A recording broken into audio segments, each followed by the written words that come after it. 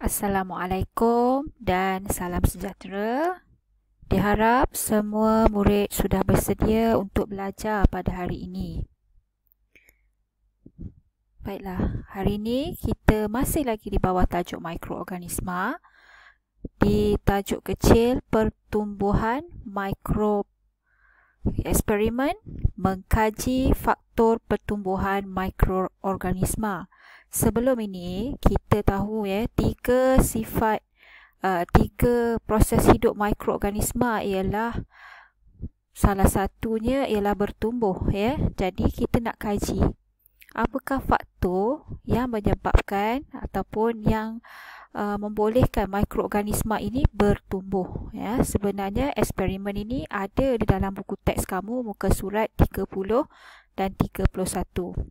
Okey, mari sama-sama kita lihat eksperimen Okey, eksperimen untuk mengkaji faktor pertumbuhan mikroorganisma. Okey, apa yang diperhatikan ialah buah jambu didapati rosak tumpuk-tumpuk hitam ni ialah pertumbuhan kulat pada buah jambu.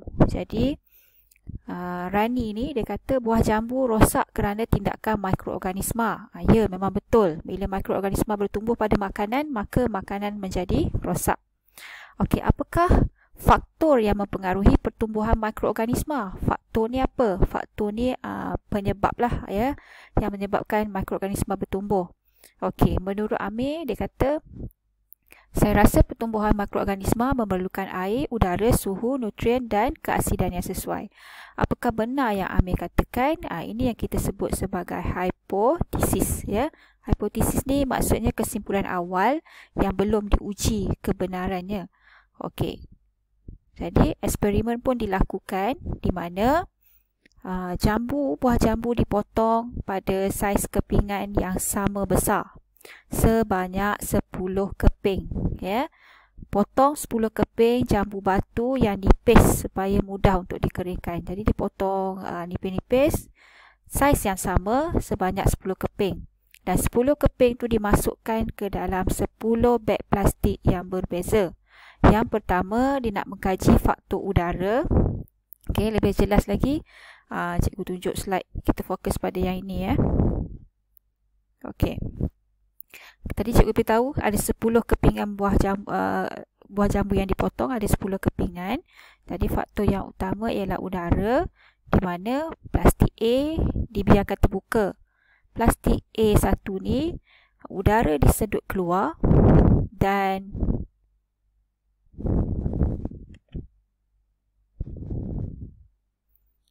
udara disedut keluar dengan pump vacuum dan diikat. Maksudnya di A1 ni tiada udara, beg plastik A ni ada udara. Ni ada udara, yang ini tiada udara Okey, yang ini pula faktor air. Air pula. Okey. Baik. Yang B, plastik B ni jambu batu tu dikeringkan dengan pengering rambut. Dan yang ini tak dibuat apa-apalah, terus diikat. Jadi B ni tiada air, yang ini ada air. Seterusnya faktor ketiga nutrien. Di mana C dimasukkan gula. Gula ni nutrien lah. Yang satu lagi ni C1 ni tidak dimasukkan gula. Tanpa gula maksudnya tanpa nutrien. Okey. Seterusnya dari segi keasidan D ni dia masukkan cuka. Maksudnya masam, terlalu berasid. D1 ni tidak dimasukkan cuka. Maksudnya tanpa asid lah. Seterusnya dari segi suhu, E simpan dalam peti sejuk. Maksudnya suhu rendah. E1 pula simpan di luar peti sejuk. Maksudnya pada suhu bilik. Okey, kemudian pemerhatian dibuat terhadap semua kepingan jambu ni. Okey, ini keputusan yang didapati bahawa yang pertama, faktor udara. Ingat tak A tu dibiarkan terbuka, maksud ada udara. Yang ini, yang A1 ni dikeluarkan udara dan diikat, maksudnya tiada udara. Yang ini ada udara, yang ini tiada udara. Didapati yang ada udara ditumbuhi kulat, Ini kerana apa? Kerana mikroorganisma perlukan udara untuk bertumbuh. Yang kedua ialah air. B ni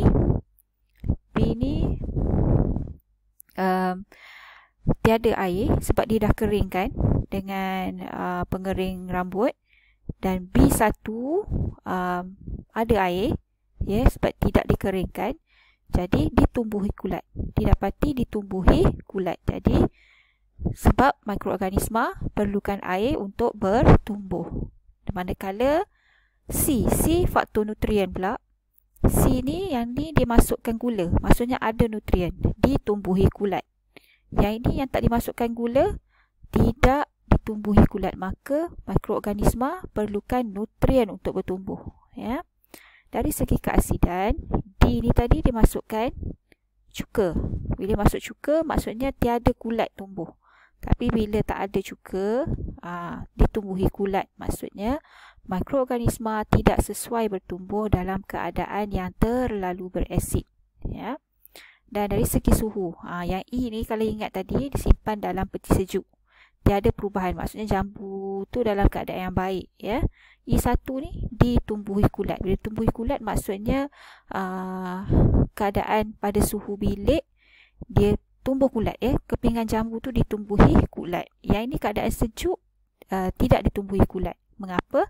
Kerana mikroorganisma tidak sesuai bertumbuh dalam suhu persekitaran yang sejuk. Okey, sebenarnya mikroorganisma ni terlalu sejuk pun tidak sesuai, terlalu panas pun tidak sesuai. Dia perlu keadaan yang paling sesuai ialah pada suhu bilik. Okey. Sebelum tu kita akan jawab soalan yang ada dalam buku teks muka surat 31. Sama-sama cikgu bincang di sini. Soalan pertama dalam buku dia kata nyatakan faktor-faktor yang menyebabkan kulat bertumbuh pada jambu. Okey, ada berapa faktor yang kita pelajari? Ada 5, iaitu kehadiran udara, kehadiran air, kehadiran nutrien, keasidan yang sesuai dan suhu yang sesuai. Okey, soalan kedua, apakah kaedah yang boleh dilakukan untuk mengelakkan buah jambu batu daripada rosak? Kita tak nak buah jambu batu tu rosak. Jadi kita kena elakkanlah daripada 5 faktor ni. Apa yang kita boleh buat? Salah satunya simpan dalam peti sejuk. Bila simpan dalam peti sejuk maksudnya suhu tidak sesuai, tidak dapat bertumbuh. Ya. Okey, penjerukkan buah jambu. Jeruk maksudnya terlalu berasid. Jadi mikroorganisma tidak dapat bertumbuh, jadi jambu pun dapat bertahan lama. Jadi kesimpulan daripada eksperimen ni ialah mikroorganisma perlukan kehadiran 5 benda ya. Kehadiran air, udara, nutrien, suhu yang sesuai dan keasidan yang sesuai untuk bertumbuh. 5 perkara diperlukan ya. Kehadiran air, kehadiran udara, nutrien, suhu yang sesuai dan keasidan yang sesuai untuk mikroorganisma bertumbuh. Jadi untuk memudah kamu ingat, kita ingat perkataan ni.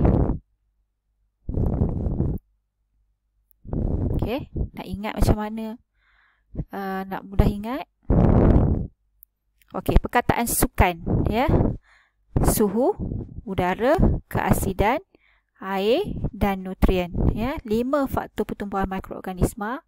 Kita ingat daripada perkataan sukan ya.